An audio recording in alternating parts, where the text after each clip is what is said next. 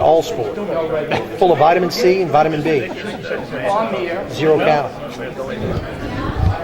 All right, well, since I'm Director of Training and Development here at National Safety Council, what I've brought out today is our Intoxiclock and then our Fatal Vision goggles. Our Intoxiclock, what this does is you can set variables into it like weight, how long you would drink, and how many drinks you would have.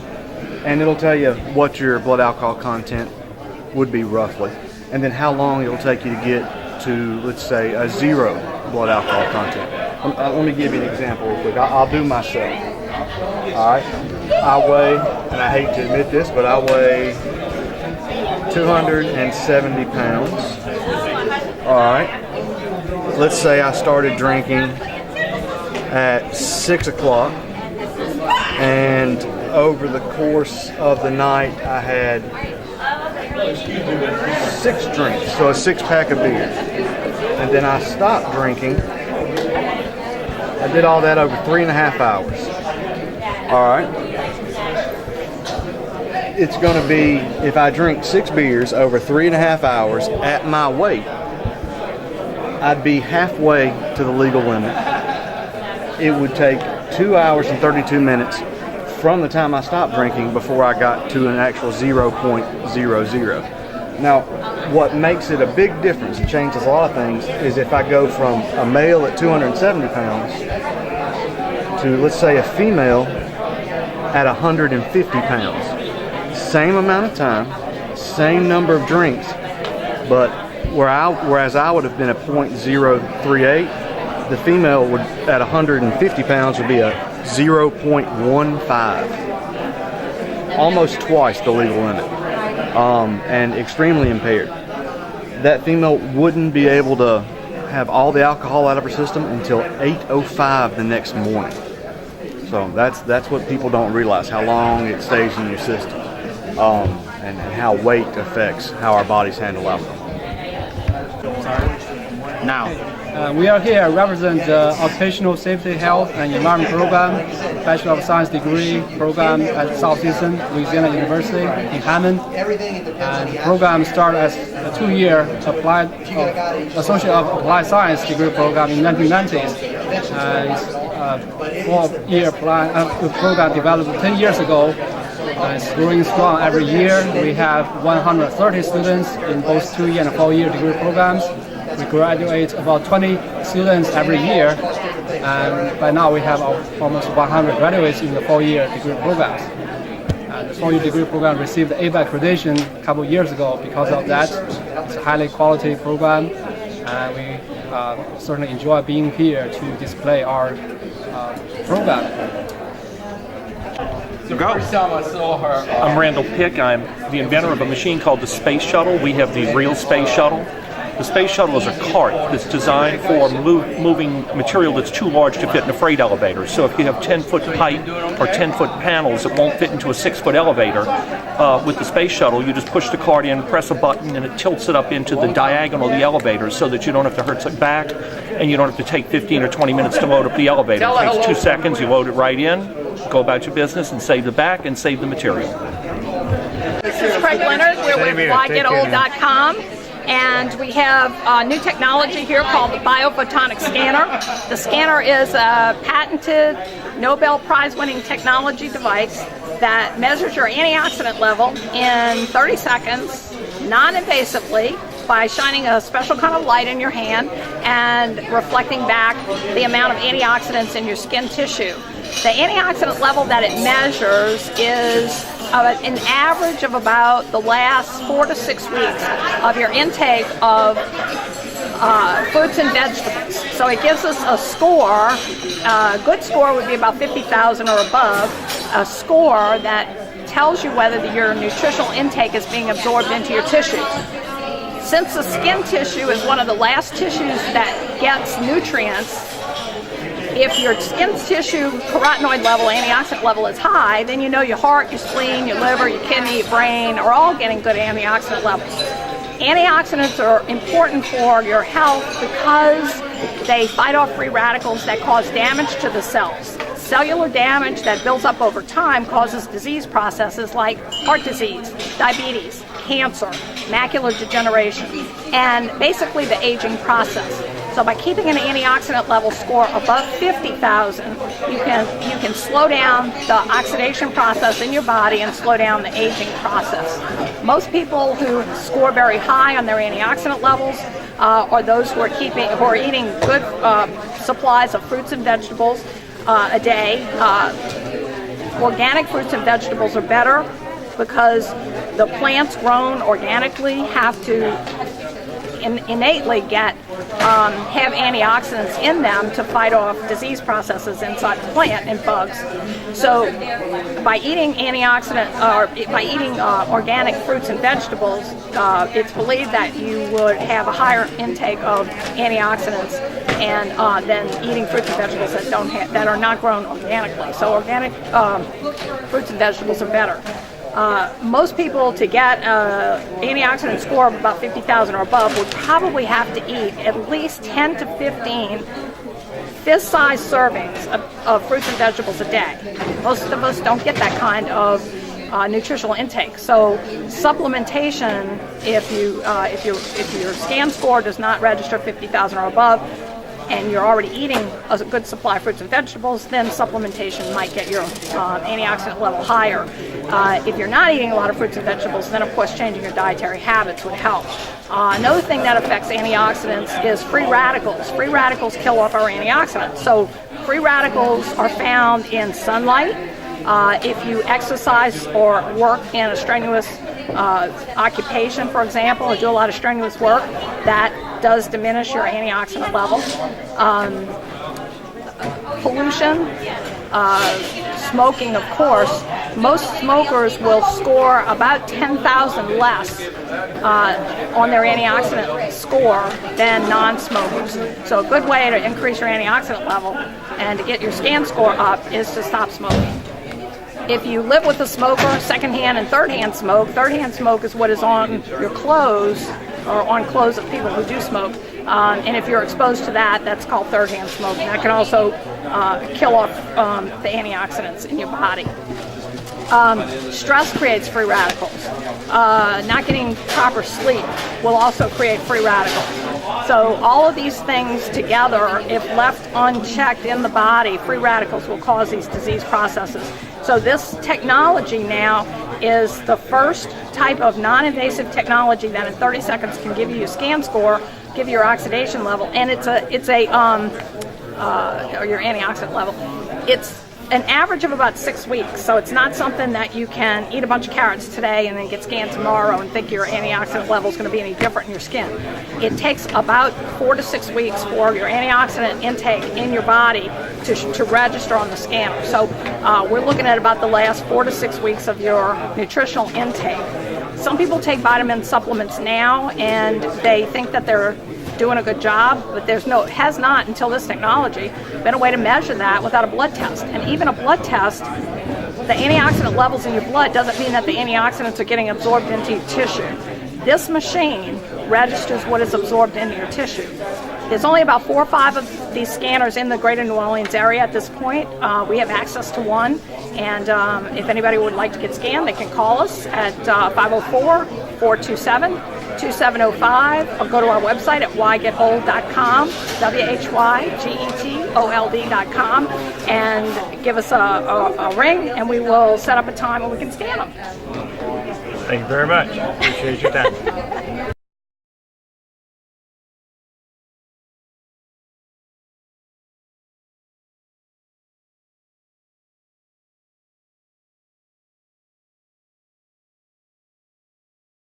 Good morning. I'd like to welcome all of you to the 63rd Annual Meeting of the South Louisiana Chapter of the National Safety Council and our annual Clem Buckman Safety Award banquet. It's a pleasure to have all of you with us today. I apologize for the fact that we're starting a little late, but many people have still not arrived. But this is New Orleans, and one of the things we know when you live in this city, especially if you're going to be downtown and hosting a meeting downtown, you're likely to have some traffic problems. So some of the difficulty. But anyway, for those of you who are here, we really welcome you here and we appreciate your being here. I'm Michael Glapion, I'm chairman of the board. I've been serving in that capacity officially for a year and unofficially for 2 years, and it's been a fun ride. Some logistics. In the event of an alarm going off for emergency, go out any of the doors here, walk to the front, take the exit, take the stairs down. Exit the building and go across the street to the Sheraton Hotel. That's where the gathering is for people so they can check them. I don't expect we're gonna have a problem, but if there is, at least you know where to go. I want at this time, even though we started meeting a little early, I want at this time to ask Ms. Edie Tranchina to come up and lead us in the invocation.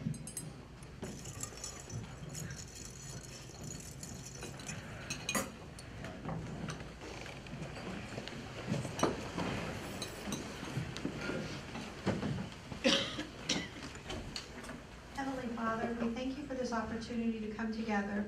We ask that you would give us grace to receive the blessings that you've given us, to use them wisely. We ask that you would watch over our workforces, watch over our troops, and protect and rescue those who need rescuing. We ask that you would bless this food today and bless those who prepared it. Bless all the workers and industries around the globe. And we say this and ask this in Jesus' name. Amen. Amen. Thank you, Edie. Gotta take these glasses off because I can't read with them on. I'm now gonna ask Gabrielle Napier to come up and sing the national anthem. Ms. Napier did this for us last year and we were enthralled with her, so we invited her back. She's also the granddaughter of one of our board members, Mr. Sonny Rebello.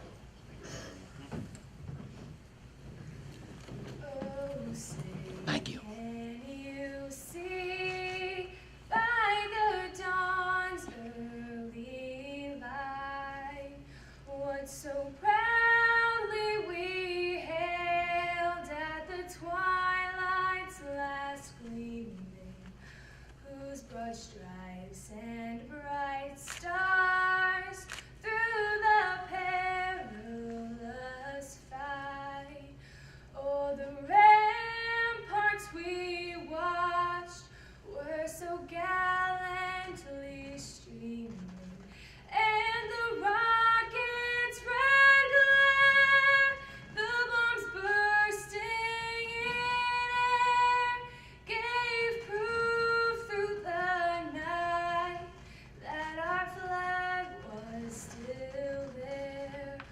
Oh, say does that star-spangled banner yet wave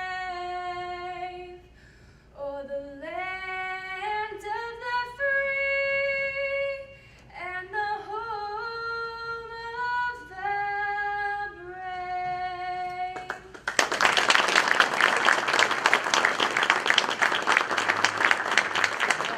Thank you, Gabrielle. To remain standing, I'd like everyone to face the flag off. Lead us in the national pledge of allegiance. I pledge allegiance to the flag of the United States of America and to the republic for which it stands, one nation, under God, indivisible, with liberty and justice for all. Now be seated. Just a little more. During today's meeting, we have a very special guest speaker. Following the guest speaker, we will have the election of our new board of directors for the upcoming year. And we will also deliver and announce the winners of our occupational and food safety awards. At the conclusion of the meeting, there will be the drawing for the door prizes, which we have many up here. And I thank all of those companies and individuals who contributed to that. And there'll also be the drawing for the 50-50, which is the cash award. 50% of the cash goes to the winner, the other 50% goes to the safety council. Again, we mentioned that Ms. Brooke Watson will be around taking photographs, and that Larry Francois, a former board member and a longtime member of the Safety Council, will also be videotaping this event. Our introduction speaker is Mr. Topper Thompson, Horace A. Topper Thompson, and I'm going to read some of his bio that he sent. Topper practiced labor relations and employment law for 37 years after he graduated from Georgia Tech in chemical engineering and from Tulane Law School. He specialized in safety and health and environmental law, edited the comprehensive V&A treatise on occupational safety and health law, and served as chair of the Occupational Safety and Health Law Committee on the American Bar Association for 6 years. He served as the first general counsel of the Occupational Safety and Health Voluntary Protection Program Participants Association, promoting voluntary cooperation by management and employees with OSHA, and to achieve safety and health programs that exceed OSHA standards. He has long been a board member of the National Safety Council, serving as chair of the Louisiana chapter in 1994-1995, and delivering a keynote address at the Washington, D.C. meeting of the National Safety Council in 2004. Most recently, Topper served for 8 years as a judge, 2 years as chairman, 4 years as commissioner of the United States Occupational Safety and Health Review Commission, and then for 3 years as an administrative law judge in disability and safety and health cases. He has retired as a judge in September 2013 and is currently self-employed as a consultant and arbitrator.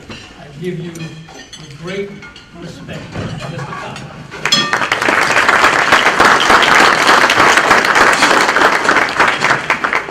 My goodness, Clem Buckman, that brings back so many memories. So many years he's on the board. Under Clem's leadership, and now under Beth's excellent leadership, the Safety Council goes on. I was talking earlier with the chairman about great leadership of Alan McMillan when he was president of the National Safety Council, after having served as Assistant Secretary of Labor for Occupational Safety and Health. I saw Alan recently down in Pensacola, doing quite well. I was, as Michael said, I was privileged to have been appointed by President George W. Bush and confirmed by the Senate as the chairman of OSHA. That's a federal agency. It's not OSHA. Our responsibility was to tell OSHA when they've gone too far, or when they haven't gone far enough. It's a federal agency charged with responsibility to decide issues concerning interpretation of the OSHA standards. During the final 3 years of my 6-year term as a member of the Occupational Safety and Health Review Commission, I was honored to have lunch on several occasions. I think it was always at the Prime Rib on K Street in Washington with Rafael Moreno Rosso, the chairman of the U.S. Chemical Safety Board. The U.S. Chem Board is the federal agency charged with the mission to conduct root cause investigations of chemical accidents at fixed industrial facilities. The agency does not issue fines or citations, but it does make recommendations to plants, regulatory agencies, such as OSHA, the EPA, industry organizations, and labor unions. Rafael Moreno Rosso was nominated by President Barack Obama in, I think it was March of 2010, and confirmed by the Senate in June of 2010. I'm very envious, Rafael, because I was nominated and then not confirmed until 10 months later. You made it in a month. No, well, it took a while to get to the point of being nominated. Oh, yes. Now, prior to his appointment, Dr. Mario Rosso had taught and chaired a department at the University of Massachusetts for 22 years. After 2000 as a full professor. Then he served 7 years as a visiting lecturer on occupational health at the Harvard School of Public Health. He has also held an intergovernmental personnel assignment at the U.S. Department of Labor as a special senior advisor on the prevention of chemical exposure. He holds both BS and MS degrees in chemical engineering and an MS and a PhD in environmental health. He has been a certified industrial hygienist for comprehensive practice since 1985. And he's held so many leadership positions in the American Institute of Chemical Engineers and in a number of different associations serving industrial hygiene. But let me conclude my introduction of Chairman Mario Rosso, because I could go on and on, by telling you that during our luncheon, Raphael and I came to recognize that we both come from quite different backgrounds and perspectives, but we shared a common commitment to approach the missions of our respective agencies with integrity and with independence from outside influences. And so our discussions were not only always cordial, but I think highly productive. Without further ado then, let me introduce my friend, Chairman Raphael Mario Rosso.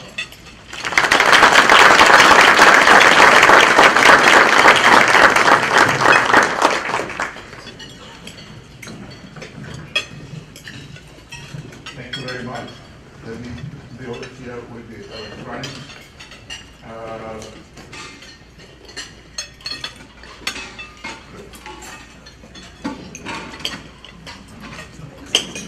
I would like to thank Topper and Pat and thank the National Safety Council from Louisiana for this kind invitation. The agency does really appreciate to have this type of communication with practitioners of safety and with people that eventually are going to have the responsibility to prevent the type of investigations, the type of actions that we investigate. And the whole object of our agency is to try to prevent major chemical accidents, fires, and explosions. There have been a number in the southern part of the United States. We have two of our investigators that are that function out of the city of Houston, so that we are able to have a fast response for the petrochemical industry in this area of Texas and Louisiana. What I would like to discuss with you today is an incident that we investigated in the Chevron Richmond refinery in California, and to present to you, this is still a work in progress. We have two reports that we have issued. The first report was issued and voted by the board. The second report, we have a staff report, and we are waiting to have the last vote on the board on that report. This investigation has brought us to a situation in which we feel like there is a need to take a hard look at the current regulations that we are working under OSHA, on the PSM standard, and in California also on the PSM standard, on the process safety management standard. And you will see that in the results of our investigation. As Topper mentioned, my agency is the Chemical Safety and Hazard Investigation Board. We function out of Washington and Denver and Houston. And our mission is to investigate major chemical hazards, such as hazards that have fatalities associated with it, or hospitalizations or evacuations of places, major chemical accidents. There are about 220 fire and explosions in the petrochemical industry every year in the United States. We focus only in half a dozen a year, the ones that we believe that we can learn something from that particular incident that will inform the sector in general. Actually, we have to have the opportunity to learn something in there, to learn something from the investigation. We are independent. That means that we only report to the people that fund us in Congress, to the White House, choose the board. We don't report to any other agency like OSHA, or EPA, or the Department of Interior, or anybody. We are an independent agency, which is a very important issue because it allowed us to be very flexible in the type of recommendations that we make. We make a lot of recommendations to regulatory agencies when we see that regulations have failed to prevent accidents. We also our principal mission is to find the root causes of the accidents. We don't concentrate only on personal lapses or mechanical lapses, but we look at the whole system that could have caused a major accident or incident. And also, our mission is to make recommendations based on findings that are specifically designed to prevent a similar kind of accident in the sector where the incident occurred.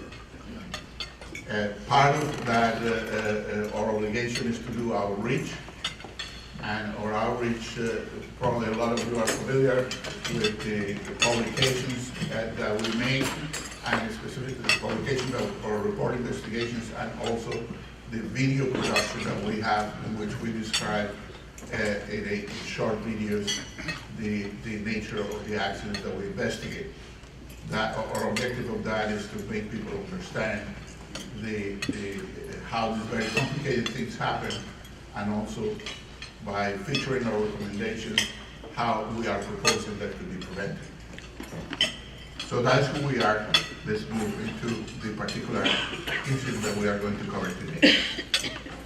This incident occurred in the Chevron refinery in Richmond, California on August 6, 2012. And the fast description is a pipe rupture and fire that occurred on the crude unit. The rupture of the pipe created a big vapor cloud that involved the 19 workers that were emergency responders and operators that were attending to the leak. When the vapor cloud ignited, the people were able, by a miracle, to escape out of a real ball of fire that was created. They rushed out. Some of them took refuge on the cabin of a firefighter truck that was brought to the place, and they were able to escape after a while out of the cabin of the truck. The truck was completely incinerated.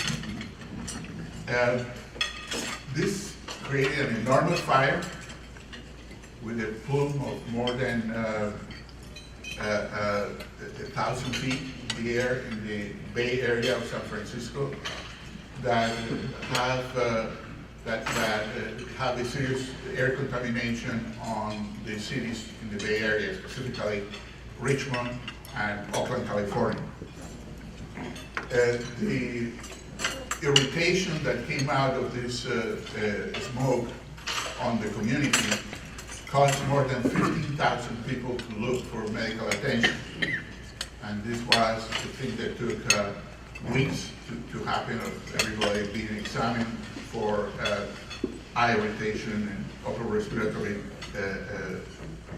irritation that caused a tremendous disruption in the community, as you can imagine. This is kind of the picture of the fire with the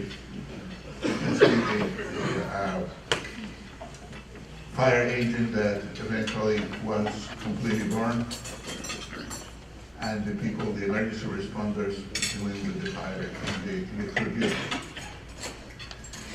We have been studying refinery problems since I started working in the board as the chairperson. We have found out that in the last 10 years that EPA has been collecting data under the risk management program. EPA follows 13,000 high-risk operations that could have an impact in communities. Out of these 13,000 chemical and petrochemical units, there are 133 refineries in the United States. And, you know, the number one reportable accident, the number one industry code that report accidents that are recordable under the risk management program occur in refineries. Is the most frequently sector in the chemical industry that have incidents.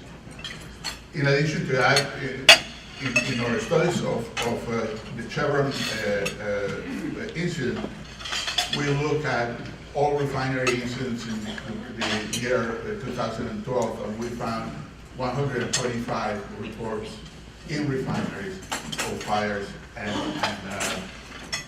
explosions in the United States of different level of intensity, but the total was 125. You can find the list of them in our report that is available on the website. Also, we have found out in conversations with the Swiss Riot organization. Swiss Riot organization is a reinsurance company based in Switzerland that have looked at the cost of what they call property losses caused by fires and explosions around the world in the petrochemical industry. And they find out that in the United States, the cost of losses are 4 times higher than the cost in Europe and in Asia, which is also some of the reasons why we are concerned about this sector. We currently are involved in an investigation in the Tosco refinery in Martinez, California, where there has been a spill of sulfuric acid. We have doing investigations, of course, the one that you know in BP, Texas City, 2005, Valero, Motiva, Silver Eagle, Citgo, Tesoro, and Accordes, that we are finishing our report in the next month. And the Chevron Richmond that we are talking today, and the Tesoro Martinez that is ongoing at this moment. This is the CSB involvement in refineries at this point. We also have, in the energy sector, we also have focus on offshore drilling, and I want to announce that we are releasing our report on our own Deepwater Macondo investigation in 4 volumes, and the first 2 volumes are going to be available in the next couple of months. So let's go back to what we found in Chevron.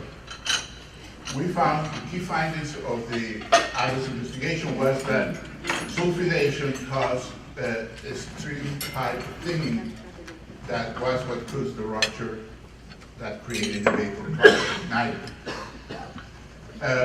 We found that the safety department of Chevron have lack a hazard review mechanism for damage control when we find it. We find out that their engineering department have evaluated and diagnosed sulfidation in piping in the crude unit, and have passed this information to the operating people within the plant within Chevron, and the operating people lay action on the recommendations of exchange the pipes that they have already been identified as corroded by sulfidation.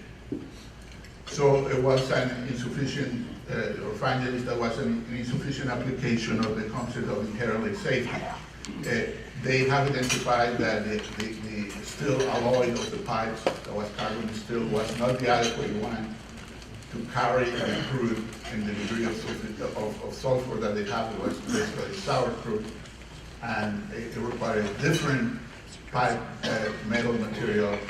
Mostly chrome alloys are the ones that are customary used in the industry when you are dealing with sour crudes.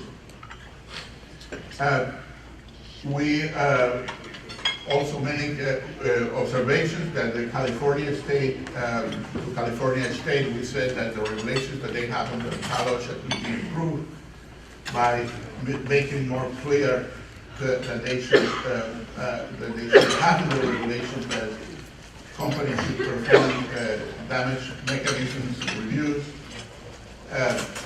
They have also basically to approach the issue of safety like using the concept of alarm. The concept of alarm is to look at a hierarchy of controls in which you identify what are the elements on risk prevention that are as low as reasonably practicable. This is a practice that is applied in the most highly safe industries that we run, like for example, our nuclear industry. More to that later. The conclusions of our first report, we have 2 reports so far in Chevron. The conclusion of the first report, this was in April 2013, was that we also will projected that in the following report we were going to concentrate on emergency planning, on emergency response, on the safety culture, and also a regulatory oversight, because we were examining what the standard, how the PSM standard was applied in the situation, and basically we found it at fault. We found that it's not doing the work of preventing this kind of catastrophes, and we were looking at alternatives and proposed to study a safety case regime as a way of an alternative to the current regulatory regime. So, as I said, we released a second report. The staff released a second report, and at this moment, we were releasing in public, we asked for public comment, we received the public comment, and we delayed the report to receive this public comment, and we expect to vote in the report after we incorporate the public comment that we received in that second report. But I am going to be presenting to you the staff conclusions of that report, and mostly concentrate on the issue of the safety case. The findings of the second report was that, as I expressed to you before, that the internal recommendations of the engineering people within Chevron were not implemented inside the plant, that the process hazard analysis safeguards were not evaluated, that there were no requirements of practice as low as reasonably practical on risk prevention programs within the corporation. And there was no requirement to implement the internally safety recommendations, like as I expressed to you before, of using a different material for the alloys of the steel that transported the sour crude. In terms of the regulators, we find out that the regulators in charge in Kalosha to evaluate refineries lack the skills and the knowledge and the experience that the counterparts in the industry. And it was really very difficult to pretend to have a good program of evaluation with inspectors in the Kalosha program that were not up to par to the kind of skill level that you find in industry. We also find that the process safety related recommendations that OSHA have made in the past in the plant, in different inspections that they have in the Richmond Chevron plant, they have not been implemented, and that there were problems in the execution of the PSM and RMP standards that I will elaborate a little bit further on. We, after looking at the situation here, we are making the point that we believe that tweaking the PSM standard for improvements will only incorporate the learnings on the most recent mishaps, and that probably we should be looking in the 20th century to a new approach for a safety case regime that will improve in what we are finding the failures, the shortcomings that we are finding in PSM and RMP. We have an opportunity to investigate this regime of the safety case in Europe. We have a mission to Europe that visit the Scottish and English plants that practice the safety case and see how companies practice and how regulatory regulate around the safety case. We also have contacts with Norway, and in Norway we have similar interviews and first-hand evaluation of the safety case.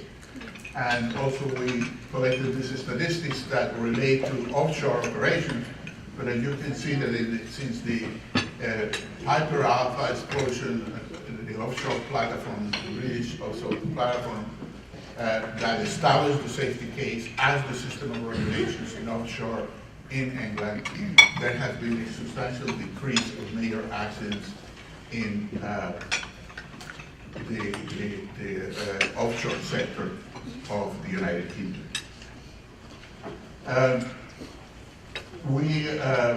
Other findings that we have is that looking at the United States, the safety case approach is not foreign to the United States. It's practiced in a lot of ways, in a lot of the principal characteristics by the Nuclear Regulatory Commission in the evaluation and regulation of the, I believe, 106 U.S. Nuclear reactors in the United States. Also, NASA, the big major programs of NASA have required that the managers in charge of those projects presented a safety case before proceeding to the manager of NASA before proceeding in a particular project.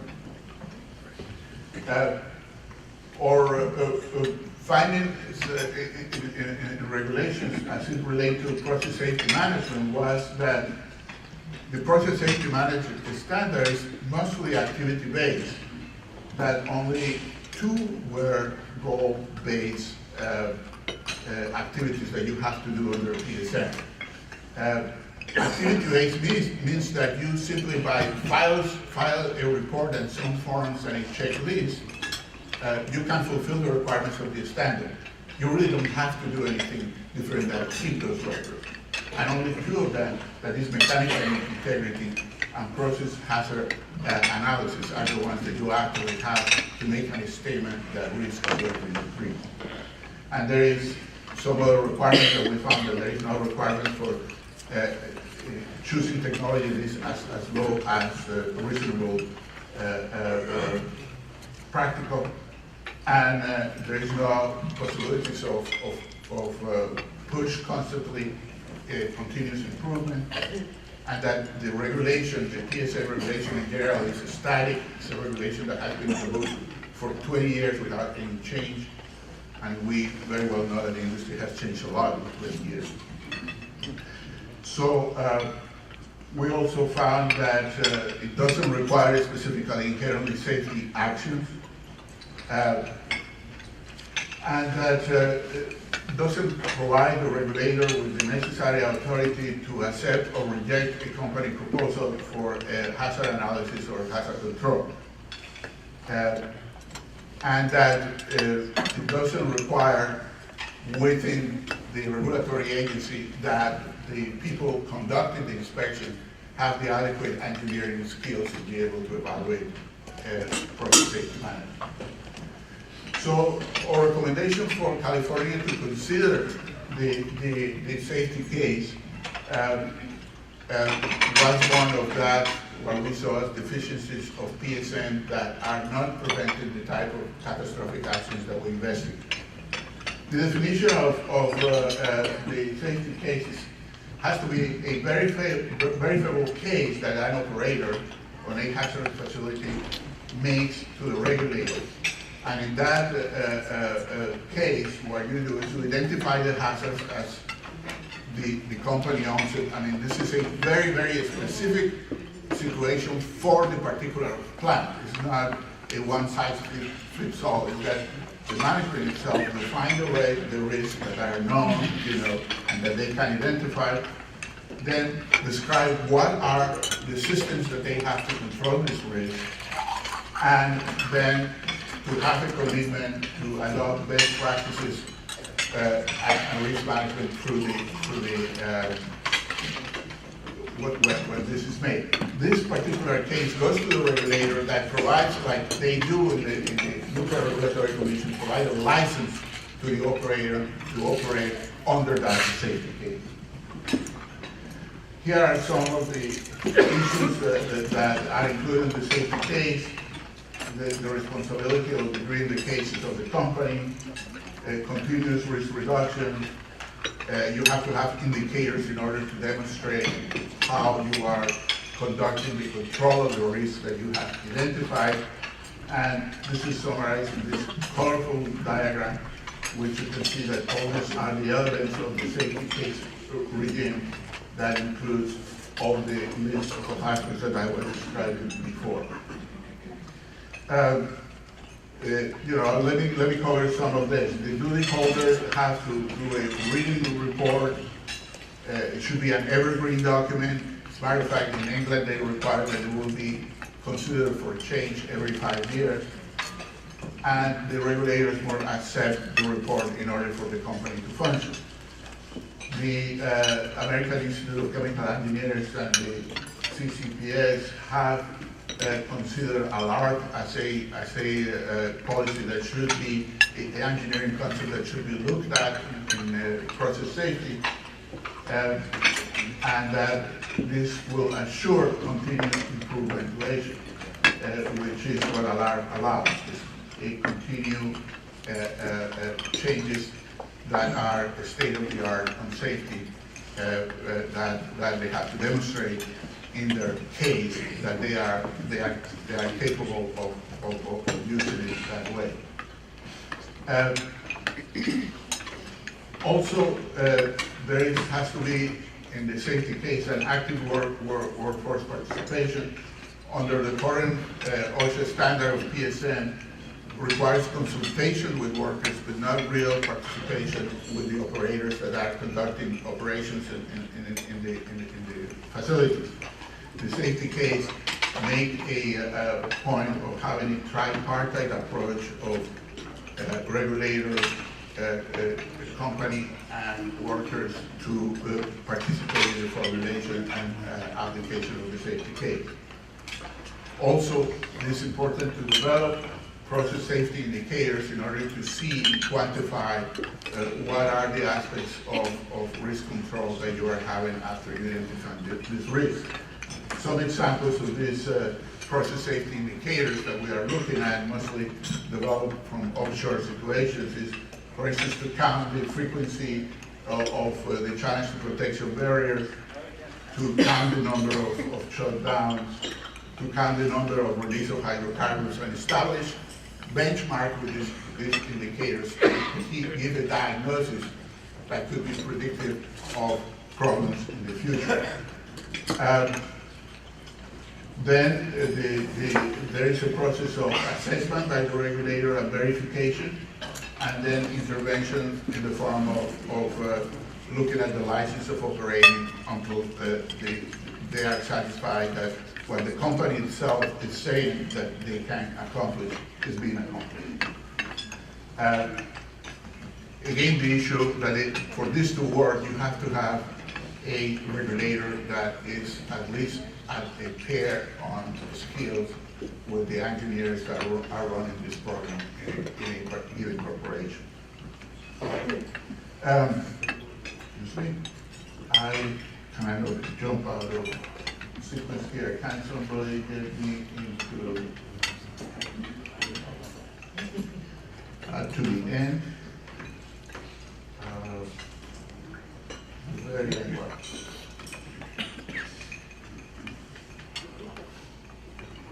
Very good.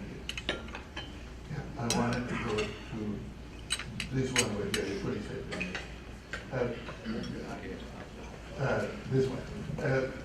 It is very important for the safety case and this is the way that we are recommended to California, that it has to link with the current safety system that is in place in the plan. I mean, we don't want them to throw everything out of the window.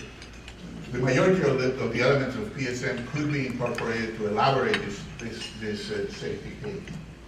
And, you know, we have to the concept of continuous updating and having the state-of-the-art responses to safety challenges, this has to be an incorporated part in a safety case.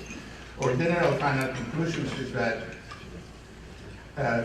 the reduction of risk to as low as reasonably practicable has to be a concept that has to be taken to prevent these major accidents, that has to be meaningful workers and operators participation, that we have to develop quantitative indicators to establish a benchmark and know how we're making year after year.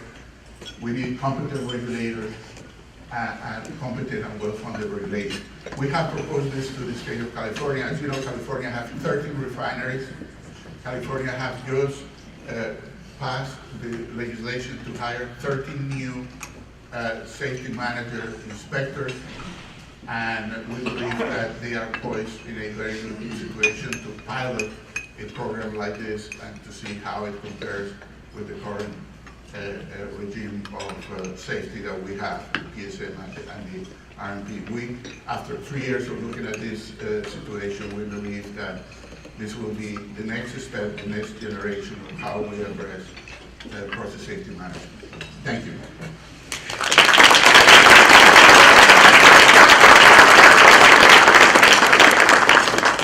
Are there any questions?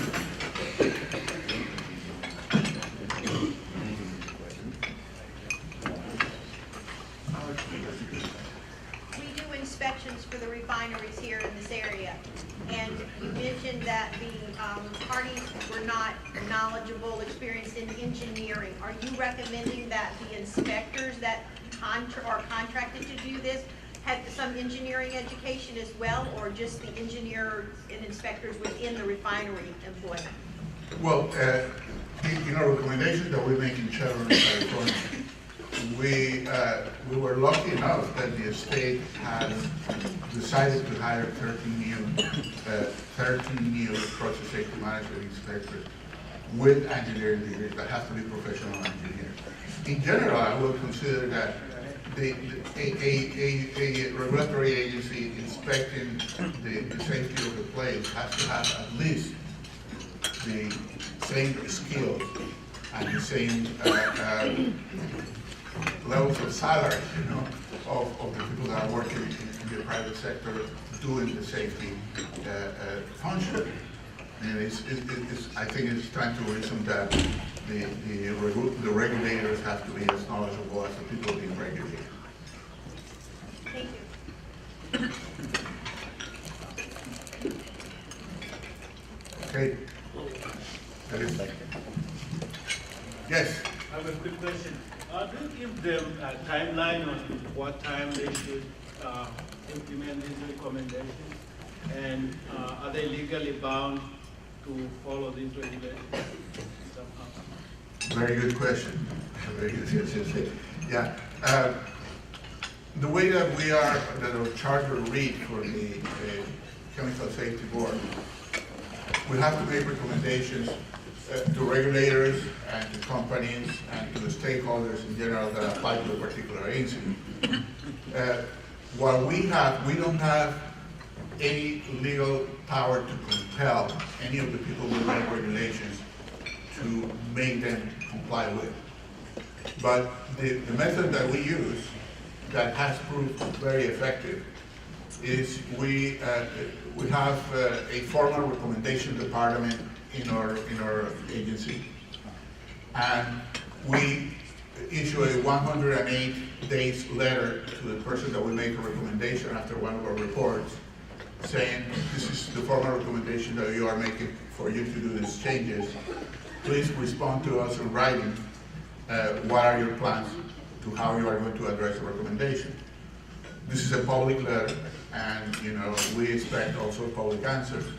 And if they tell us, well, we disagree with you, we're not going to do it, they have to give us a reason, and we enter into a dialogue about how to do this. You might think that this is a kind of a weak strategy, but we have been very successful on getting our recommendations accepted and becoming accepted recommendations. Out of over 690 recommendations that we have made in the last 10 years, 70% we have declared acceptable after everybody has received our recommendations. They have acted on it, including regulatory agencies. The worst ones, the most difficult ones to get to conduct, to do the compliance of our recommendations are regulatory agencies, because we don't have any control, and the regulators don't have any control themselves on what is the timeline in which a regulation will come out. I mean, they can initiate the process. For example, on combustible dust, we make a recommendation to OSHA to have a comprehensive general combustible dust standard. And they initiate the process in 2009, and the process is going on. We're in 2014 now, but the process is quite lengthy and tortuous to get a regulation out. But they basically acted in our recommendation to initiate the process to do a new standard. So yes, we, even though that we don't have the legal power to make the recommendations be complied with, by simply make this a public process in which we ask reasons of why they are not complying with what we are asking, that produces enough pressure for some action to take place. And it might be that we don't completely accept the recommendation. It might be that we keep the recommendation open because there are work to be done and so on and so forth. So there are different classifications of recommendations that we do. But as I said, 70% out of 700 being acceptable and finished and closed, I think it's a pretty good record. All of these are available for examination in our website. You can go to the recommendation part of our website, and you can see the list of recommendations and how many have been accepted and closed for you to see. Yes? Now, in that the safety case regime is basically a report by management, a comprehensive report saying we evaluate our system and we think it's safe. Well, you evaluate your system and you say, this is the risk that we have identified in our operation. And our safety function will address each of these risks this way. I mean, you are describing how are you controlling the risk. So in a sense, what you're proposing is a substitute for OSHA rulemaking. Well, what I'm proposing is to have a regime in which there will be a special group of prevention of catastrophic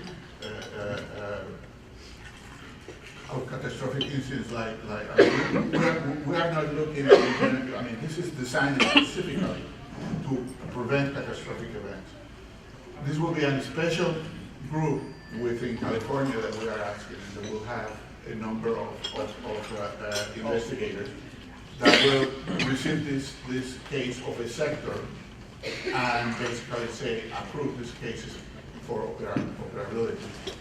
And whenever they kind of verify what they are saying that they are doing to control the risk, then to call them and say, look, until this, so we can verify that this is happening, we cannot operate until this is done. And do you anticipate that each of these safety case regimes would result in a general duty clause obligation of the employer? Well, other employers? Yeah. It is, as you can see, the way that they decide it in England is they start by saying, because there is a duty, because there is a general duty, because there is, as it were, how do you call it, the general duty clause, because there is a general duty clause, is that under that is that we are doing this. That's the legal base to start working to say, since you have the general duty clause to provide a workplace free of hazards, we are proposing this regime that is going to be a special regime focused on the prevention of catastrophes. Look, what we are seeing with refineries is refineries are industries that are more than 40 years old. There is a lot of deterioration. We can see, like, the year 2012 to have 125 serious incidents is pretty serious. And the one of the incidents that we are finding, we are finding fatalities, like the sorrow, the ones that we are, the BP one, that was an enormous one. So, what we are saying is, why don't we look at this sector, at this industry, and see if a different regime of applying a new way to look at prevention will be better than the current process safety management that we have in place that doesn't seem to be doing it. And you're proposing that at this point for California? Only for California. I don't think that the rest of the country is ready for it. Yes, yeah. We think that California is in a very good position to do it. And also, what is interesting is that they have expressed interest in looking at this regime. Mostly because, they are looking at what we are looking at here is to prevent catastrophes. If you look at the Nuclear Regulatory Commission, you don't see nuclear reactors popping around all the time. They are under control. And they apply this concept that I think is important to avoid this kind of catastrophic failures. Thank you.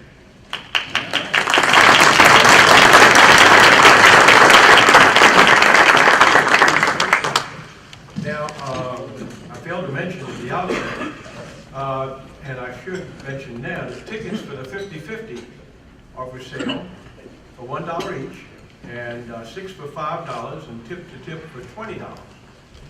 Half of the money collected in the 50/50 drawing is presented to the winner of the drawing. And Sonny Romero is our broker. My right-hand man is handling that. Yeah. Okay. So by buying the tickets at the conclusion today, yes, you can get the tickets now, and at the conclusion there'll be a drawing. Now, thank you, Brooke Watson, for taking the photos. Thank you, Brooke. I also want to thank my friend Larry Francois for stepping in to taking the video at the last minute. Emergency call. Videotaped everything. Now, I know you know everybody at the head table, but just to make sure, Mr. Michael Lapion is the Assistant Vice President for Gillis Ellison Baker. And Mike, as you know, is the 2013-2014 Chairman of the Board of Council. And how can anybody forget, if you need any introduction, Beth and Bob.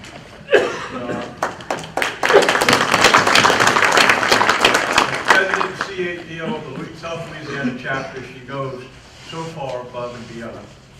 We are also honored to have today Mr. Vago Galunas.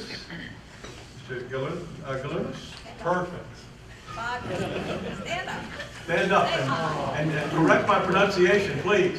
No, it's a lot easier if you just call me Vago from Chicago. He's from the National Safety Council headquarters in Chicago, and he is the Senior Director of Channel Development. Welcome to New Orleans. Also, I do want to introduce Ed Flynn from the Louisiana Chemical Association. Ed, can you stand up? There. Ed is the Vice President of the Louisiana Chemical Association and Vice President for Safety and Security. Is that correct, Ed? Yes. And has a very, very active committee of Louisiana Chemical Association members. We're meeting quite frequently, and if you're not involved in it, you really should be. So thank you for attending, Ed. And of course, you know, Chairman Mario Rosso. Now, I'd like to, at this time, call on Beth and Bob to assist with the election of the Board of Directors and its officers for the 2014 to 2015 term. Thank you, Topper. Okay. I'd like to ask first that all the past chairmen, we have a lot of them in the group today, to stand and be recognized. Of course, Mike Lapion, who served for 2 years now. Nick Danos, who retired from Broadmoor in the back of the room. We had Sonny Romero, our consultant over here. Elvin Thibodeau with Cox Communication. Edie Tranchino with Versa, used to be Owens B. and Criticus. Bill Young with Equity Closing. Bill's been on the board for longer than I've been around. We both started when we were 12, right? Bill? Robert Zetzman with Hub International, and Steve Strength with used to be DOTD and now with LTAP Louisiana, LTAP LSU, whatever that stands for. So, did I miss anybody? Oh, Larry Francois. You're hiding. I'm sorry. And Larry Francois, retired from Tulane, served on our board and served as chairman. So give them a big round of applause.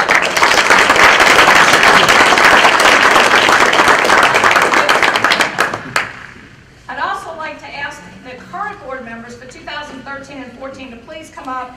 No, please just stand at your place. Everybody who's on the board currently, stand at your place, please. And be recognized. These are people who volunteer to serve on our board of directors.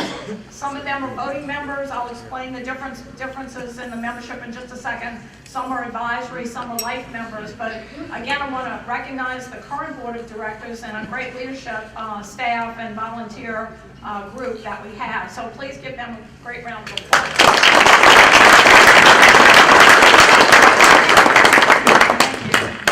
We do have 3 different types of board membership. We have voting board membership that's elected by you as our member companies each year at this event. They come from our member companies across South Louisiana. We have honorary members who have served as voting members, but for some reason may no longer be with their companies or for some other reason cannot be a voting member. If they have exemplary service on our board of directors, we ask them to stay on as life board members in a non-voting capacity. Then we have advisory board members who come from all walks of industry and public sector, and they're asked to be on our board again as a non-voting position because of their work toward our mission of saving lives and preventing injuries. And so we have 3 classifications. It's in your programs there on pages 5 and 6, I believe. I'd like now to ask as I call your name, I'd like to ask the incoming board for 2014 and 15 to come and stand in front of the podium. We're going to do a little induction for you and get some pictures taken. So as I call your name, please come up to the front. Don Redmond with AAA. Dawn Baum with Amerishore Insurance. William Bill Young with Equity Closing. H.J. Sonny Romero, Consultant. And also, I forgot to mention that Don Redmond is nominee for chair-elect, and Bill is nominee for secretary. No, Sonny's secretary, I'm sorry. Sonny's secretary. Getting them mixed up. Elvin Thibodeau with Cox Communication. Craig Leonard with Craig Leonard Construction. Let's see, Michael Glapion with Gillis Ellis and Baker. Again, Mike has been nominated to serve on his 3rd term as chairman. Robert Zetzman with Hub International. Robert is our nominee for treasurer. Again, multiple terms. We recycle people. Is Mike Page? Did Mike make it here? Jim, Mike didn't make it. You want to come up and stand in Mike's place? Mike Page with LWCC couldn't be with us, but Jim Page, formerly on our board of directors, and now back in our territory. We're glad to see Jim. Will take his place. Keith Wells with MSA. Edie Tranchina with Versa Integrity Group, used to be OSB Apprentice. Ken Tabaney with U.S. Risk Management. Gail Cassard with Latrim Corporation. Alex Novus with OSHA, Louisiana. Steve Strength with Louisiana LTAP. Larry Francois, can you run the camera and come up to the front at the same time? Give me a minute. Not come up when you can. Topper Thompson, a life member on our board. Nick Danos, another life member on our board. Did I miss anybody? Anybody else on our board? Cynthia Maldonado and Susan Broussard. Suzanne Broussard. We need to squeeze in, guys. Yeah, need everybody to squeeze in. Okay, Michael.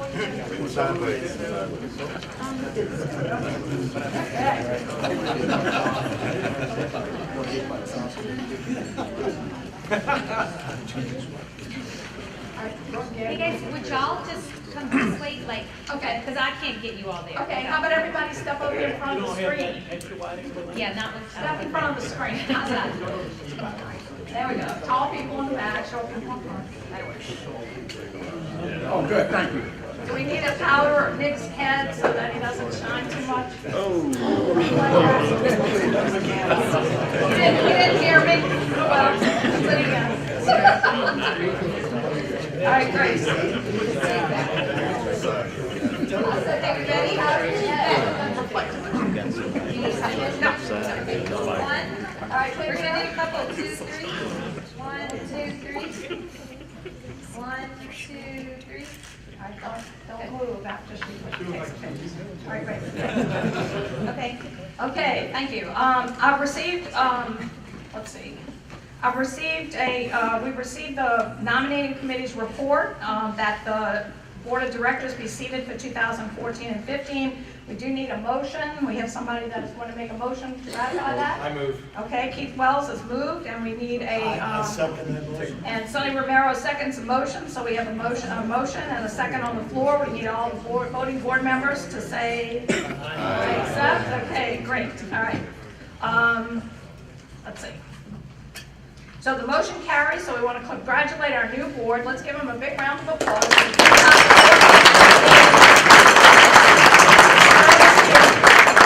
not finished with this. Now you got it where you like it. All right, great. We have a hand out there for you. Okay. The Metropolitan Safety Council, doing business as the National Safety Council South Louisiana chapter, is a nonprofit organization that was founded in 1950. Our directors and officers, please raise your hand and recite the mission, which is on the colored side of your paper. The National Safety Council saves lives by preventing injuries and deaths at work, in homes, communities, and on the roads through leadership, research, education, and advocacy. With these principles in mind, do you agree to support and uphold the bylaws and mission of the National Safety Council South Louisiana chapter? Yes. Do you accept the responsibility and promise to perform the duties to the best of your ability? Yes. Members and friends and guests, the National Safety Council's directors and officers have accepted the challenge to provide effective leadership to the group for the upcoming year. Members, do you agree to support them by encouragement, feedback, cooperation, and participation in functions for the benefit of our profession and to help achieve our mission? Yes, we do. Thank you. As President and CEO, I declare the new Board of Directors and Officers of the National Safety Council South Louisiana Chapter installed. Please congratulate our new board.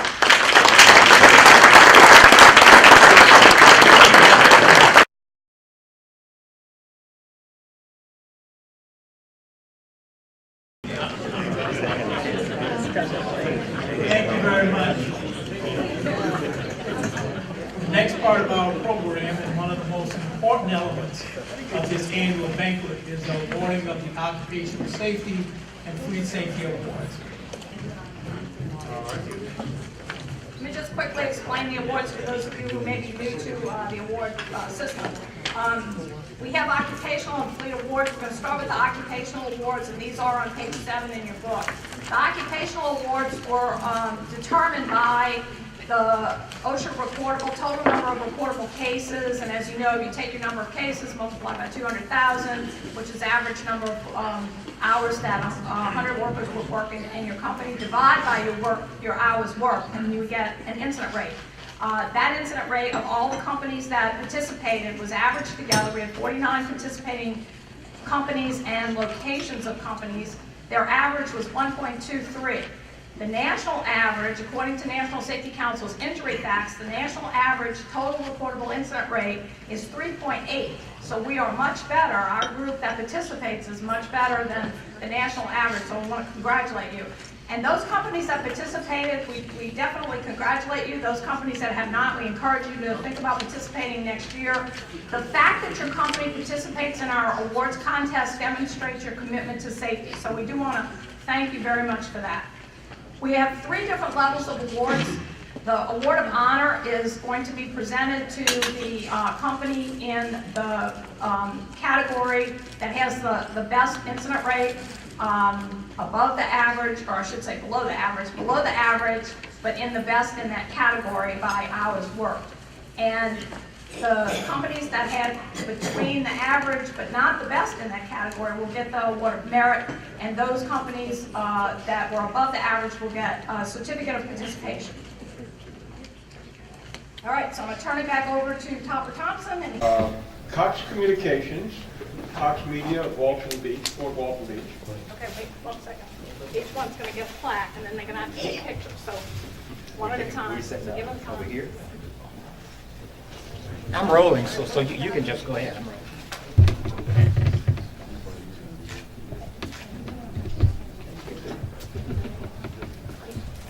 Thank you.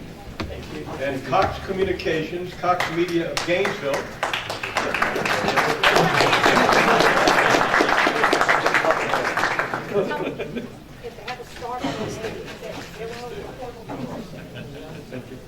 Okay. And each of those last 2 had 0 reportable cases for the contest period. Also with 0 recordable cases for the contest period, Cox Communications, Cox Media in Lafayette.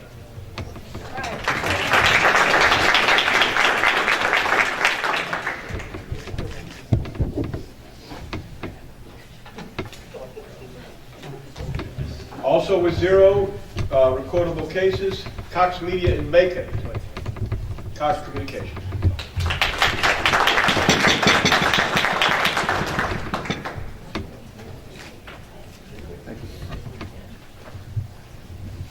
Also with 0 recordable cases, Cox Communications in Crowley.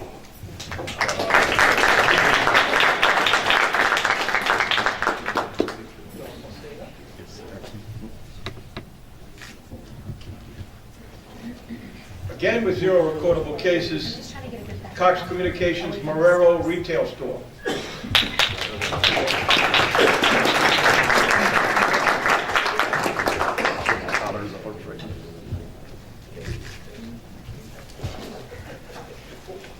With 0 recordable cases, Versa Integrity Group Inc. in Gretna.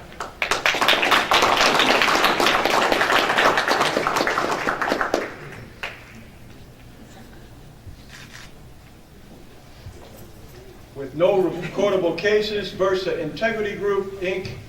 P66 Alliance.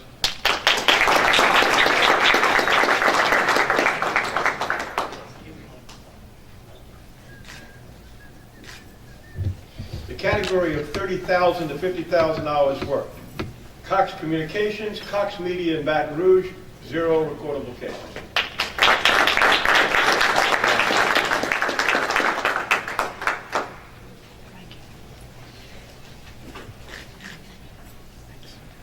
Again, with no recordable cases, Cox Communications, Cox Media in New Orleans.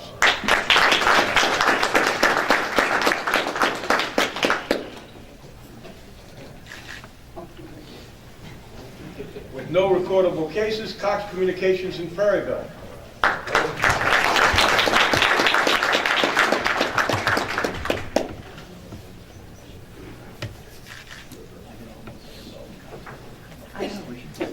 The category of 50,000 to 100,000 hours worked with 0 recordable cases, Cox Communications in Plaquemine.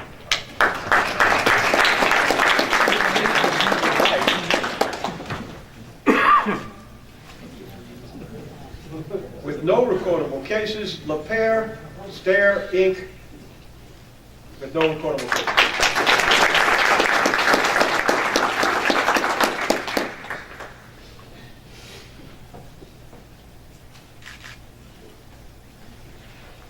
No recordable cases. Seal Tight International.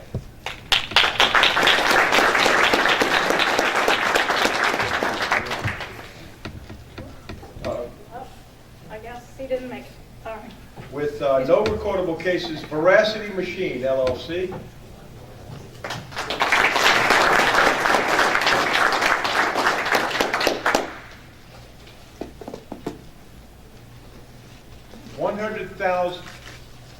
$100,000 to 250,000 hours worked. With no recordable cases, Bollinger Shipyards Corporation.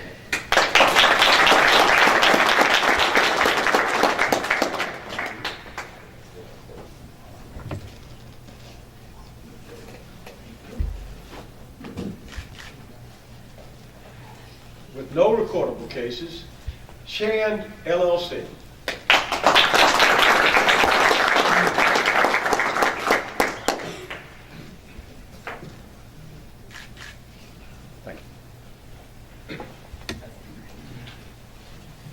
With no recordable cases, Latrim LLC.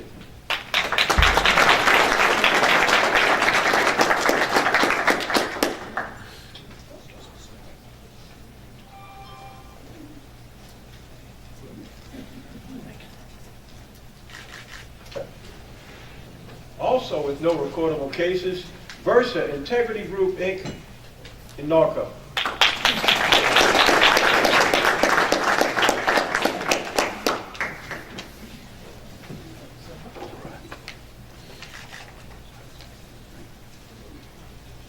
In the group of 250,000 to 500,000 hours worked, Cox Communications, Pensacola, La Vista.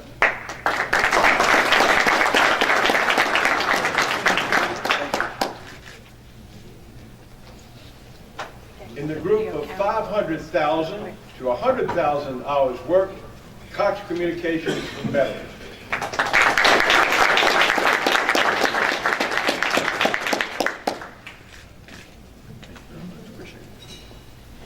In the group of 2 million to 4 million hours worked, Dow Chemical.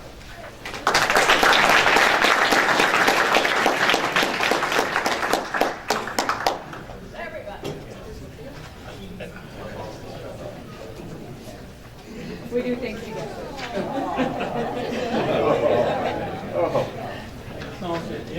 Everybody. Get on up.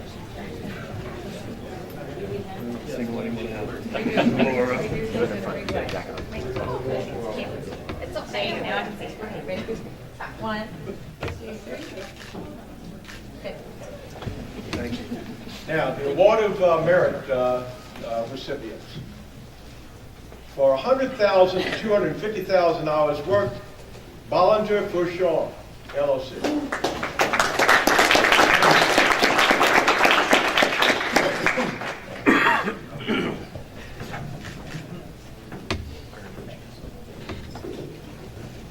Bollinger, Texas City, LP.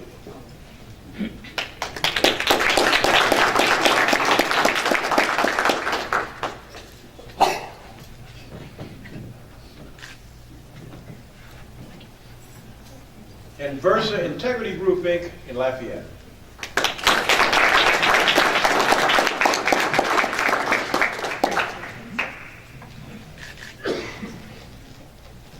For 250,000 to 500,000 hours worked, Cox Communications, Pensacola, Ellison.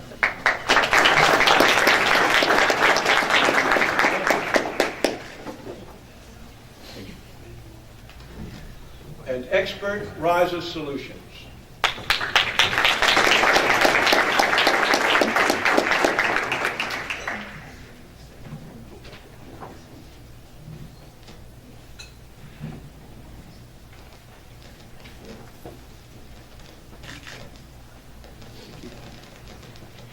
Versa Integrity Group, Inc., Western Division.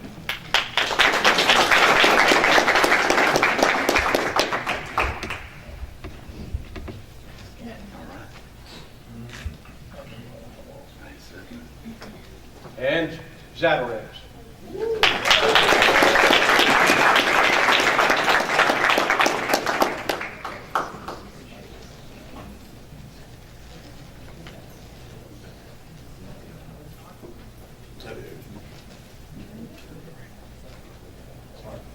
How you doing, sir? Great. All right. Yes, indeed. All right, thanks a lot. All right, in the group from 500,000 to 1 million hours worked, Bollinger LaRose, LLC.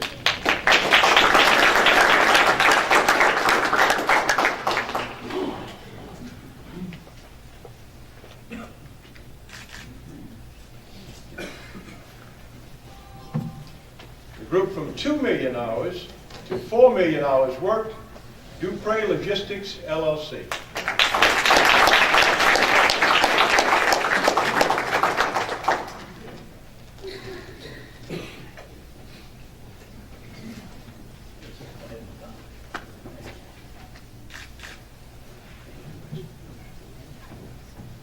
Certificates of participation are awarded to the following categories: 50,000 to 100,000 hours worked, Bollinger Algiers, LLC.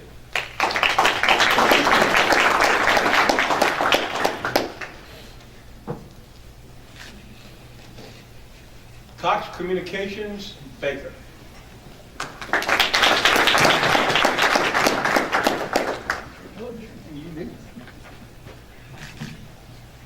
Cox Communications, Denham Springs.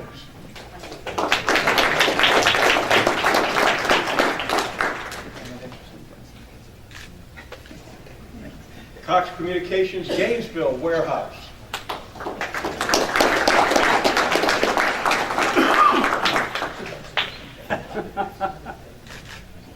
Thank you. Cox Communications, Harvey.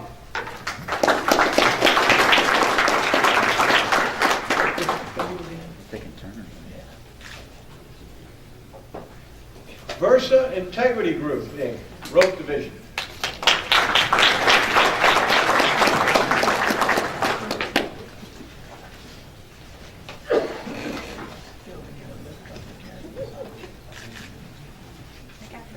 In the category of 100,000 to 250,000 hours worked, Bollinger Shipyards, Lockport Repair.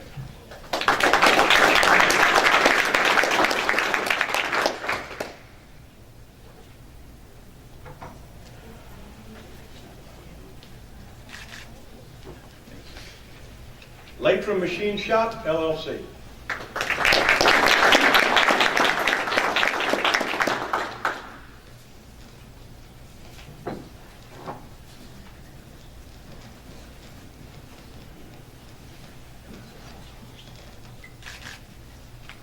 Latrim Machinery.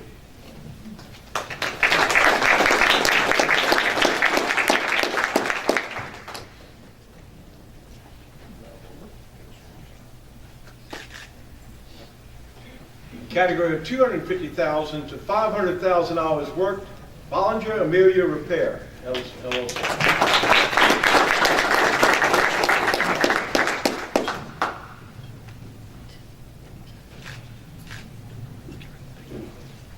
Bollinger Morgan City, LLC.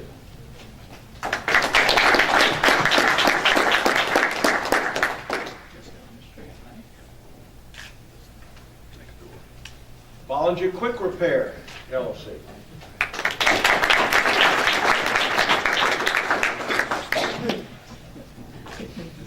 This is. And Cox Communications in Lafayette.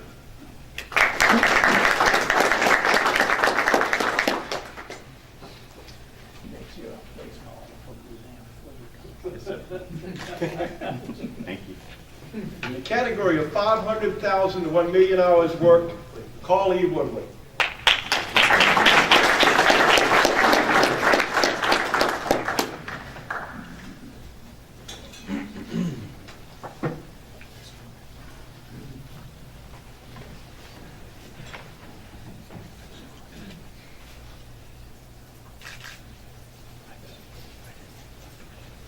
In the category of 1 million to 2 million hours worked, Bollinger Marine Fabricators, LLC.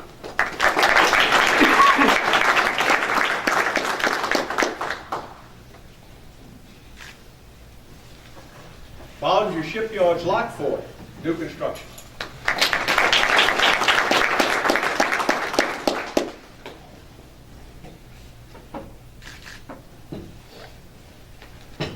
Cox Communications, Baton Rouge.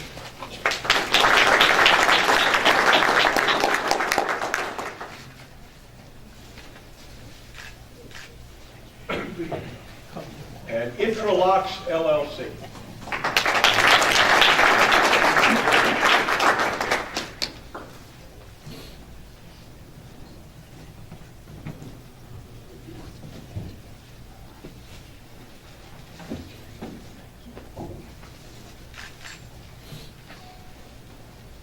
Our final category, most improved, with no recordable cases for 2013. Latrim, LLC.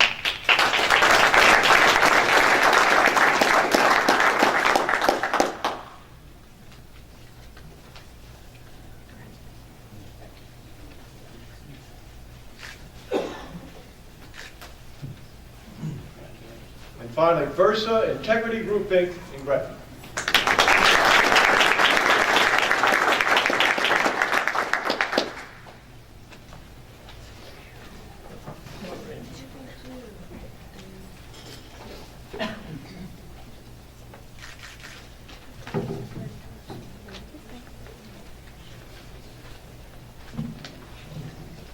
Well, I'd like to congratulate all the occupational award participants in the occupational safety contest. One of the things I was mentioning to the chairman is that I noted throughout in the 2013 Passenger Vehicles Division, certificates of participation for Water bottle. For water bottle. Go up. Go up to?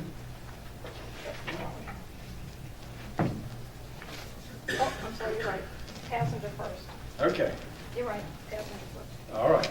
Passenger Vehicles Division, 2013, 1 million miles driven, Cox Southeast.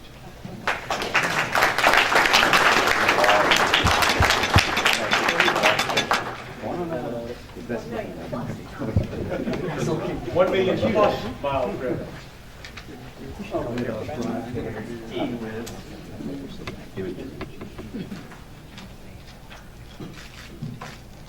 Thank you. Did you drive all those over? Oh, yeah. Oh, his chauffeur attends him.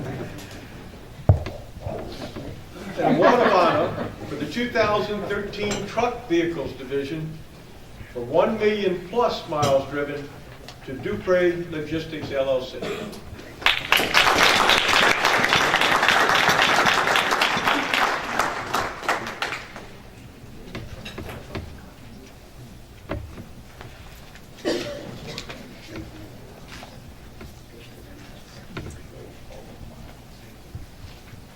I want to thank Ms. Enbau and Mr. Glapion and congratulate all of the Fleet Safety Award participants.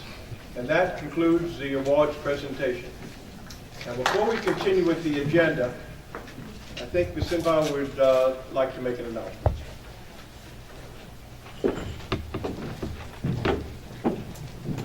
Thanks again, Topper. I want to thank everybody who helped to get.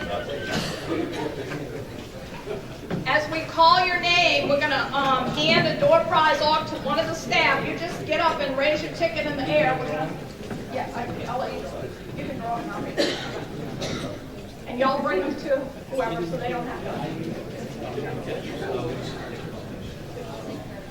There we go. All right. Last four numbers. 9749. 9749. Who's got that?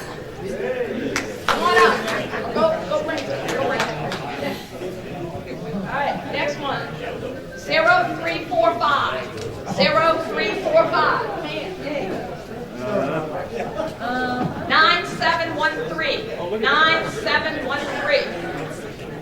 way in the back. 9713. 9706. 9706. Edie, yay. 9722. 9722. Going once. 9722. Over here. Here we go. Sorry. 9723. We didn't shake these. 9723. Oh, stir them up. Stir them up. Stir them up. Here, you hold that. All right. 0350. 0350. We got a winner? All right. Okay, we're good? You don't look like you belong. Can you take a step back and then you scoot up a little bit? There we go. And then just scoot in a little bit. There we go. Perfect. Now, all right. 1, 2, 3. 1 more. 1, 2. In the 2013 Passenger Vehicles Division, certificates of participation for Water bottle. For water bottle. Go up. go up to. Oh, I'm sorry, you're right. Passenger first. Okay. You're right. Passenger first. All right. Passenger Vehicles Division, 2013, 1 million miles driven, Cox Southeast.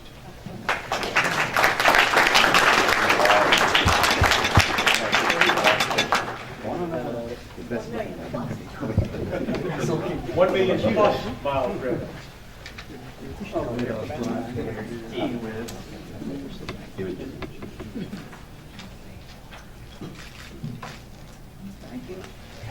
you drive all over them? Oh, yeah. Oh, his chauffeur takes it.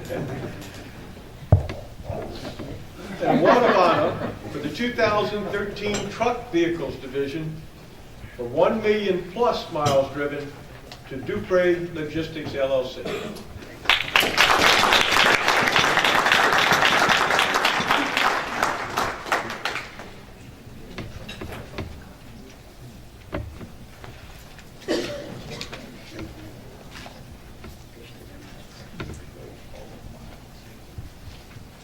I want to thank Ms. Enbow and Mr. Glapion and congratulate all of the Fleet Safety Award participants.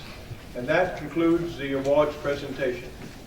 Now, before we continue with the agenda, I think Ms. Enbow would like to make an announcement. Again, Topper. I want to thank everybody who helped to participate and helped to put this event on, particularly my staff. I'd like to give them some special recognition. So Karen Redmond, would you stand? Karen is our, there she is in the back. Karen is the person who answers the phone the most, so you probably get her on the phone. She's our office manager and registrar. We have Clifton Bray back there in the blue shirt. Say hi to Cliff. Cliff is our director of training, who does most of our training classes. We have newest member of our board, of our team is Steve Williams. Steve's in the blue shirt in the back too. He's so new, we haven't given him a title yet. But we'll figure out something. We'll figure out something for him. Kathleen Bale and Brooke Watson both help out in the office, and Brooke teaches some classes. And so stand up, say hi. Did y'all say hi? All right, there's Brooke. Kathleen's in the back. So I'd like to thank all of them.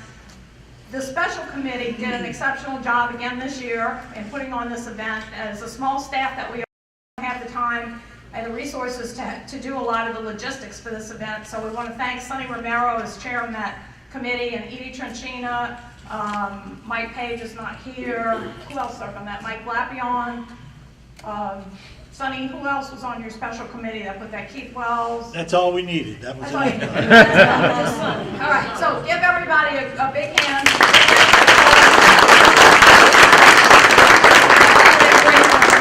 Appreciate it. I'm going to turn it back over to Chairman Glapion for the adjournment.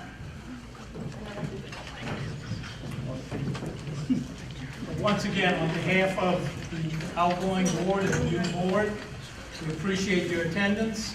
Congratulations again to everyone who received occupational and fleet safety awards. This is really one of the highlights of this banquet and really the driving reason why we have this. I'm going to officially adjourn, but I ask two things: that you hold tight while we call for the door prizes, and at the end 50-50, And then I'd ask that you take a few moments, if you don't have to rush back, to spend a little more time with our vendors and visit our vendors if you haven't visited them. Get one of their cards, support them. We appreciate them because we also cannot do this without the vendors as well as your support. Thank you very much. With that, the meeting is adjourned.